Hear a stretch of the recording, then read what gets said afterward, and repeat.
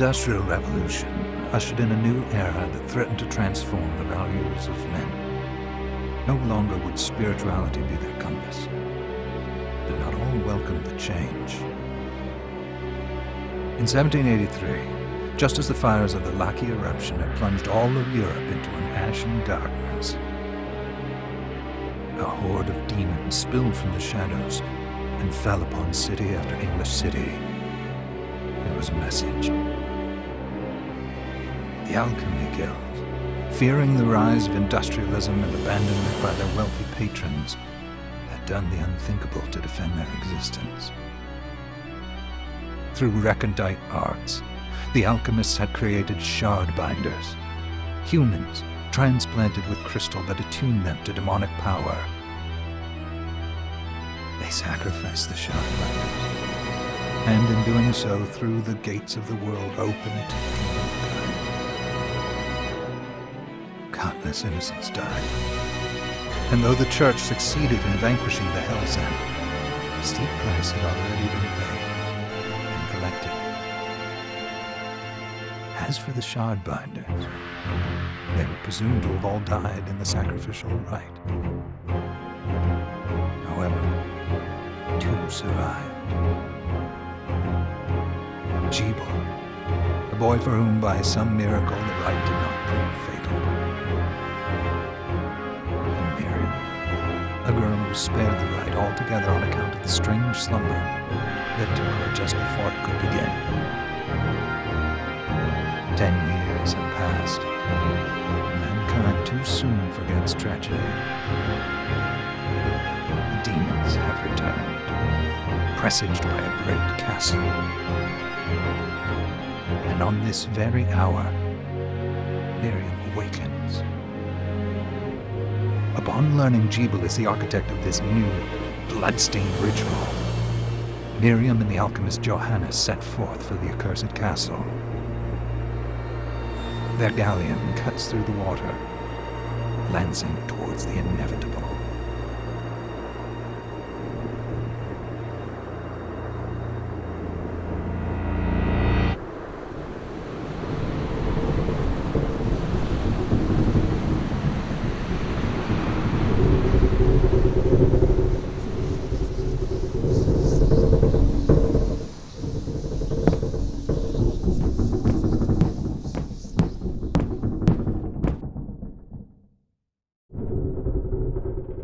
Johannes, are you certain it was...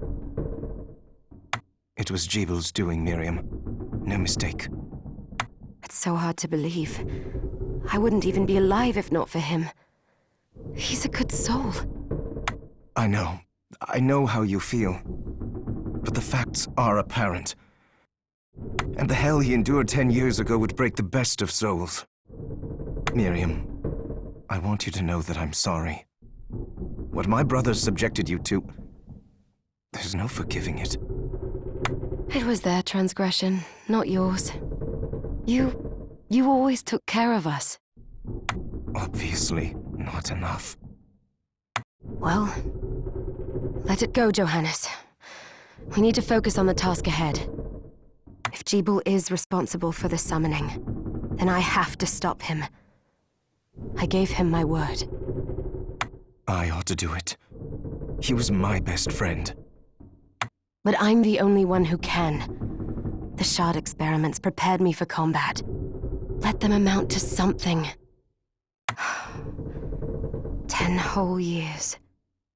What put me in that sleep? I wish I had the answer. All I know is the spell that stopped time for you was advanced, arcane. But by observing the ebb of the magic's hold on you, I was able to predict exactly when you would wake up. Oh, I see. We'll make landfall soon. You should get ready. I had the chest there packed with essential equipment. Now would be a good time to put it on.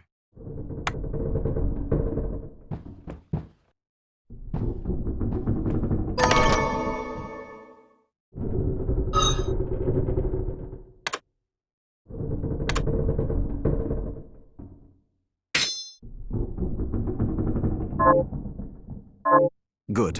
You're prepared. The next order of business is to...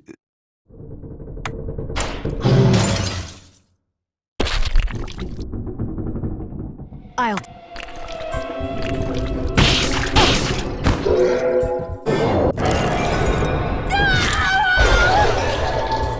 Was that a shard? I'd forgotten the way it felt. Like uninvited claws scraping across my bones. The demon's power was transmuted into that shard, which forcibly bonded to the crystal embedded in your body. The strength you gain from it is undeniable, but eventually, the crystal will devour you. I thought the procedure you discovered halted the corruption. It did, but that doesn't guarantee you'll be safe if you start absorbing shards in massive quantities. I know my body's limits better than anyone. And I'm going to need all the power I can get. And if I run into trouble, you can help me. You've done it before. You'll do it again. Thanks for giving me a choice in the matter. Well, I won't let you down. Not if I can help it. Just promise you won't push yourself.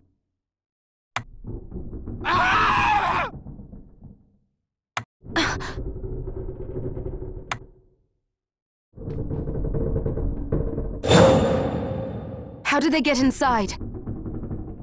The demons from the castle must have infested the ship. Then they can help me wake up these muscles of mine. I'll wipe the deck with them. Yeah!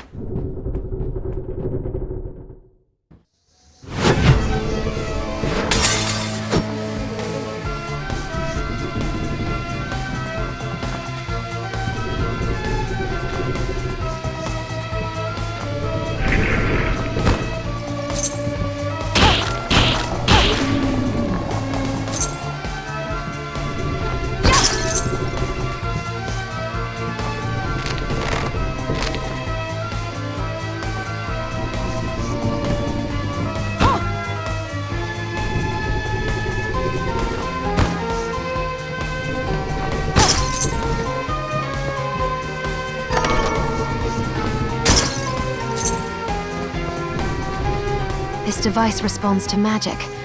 Maybe I just need to hold my hand up to it.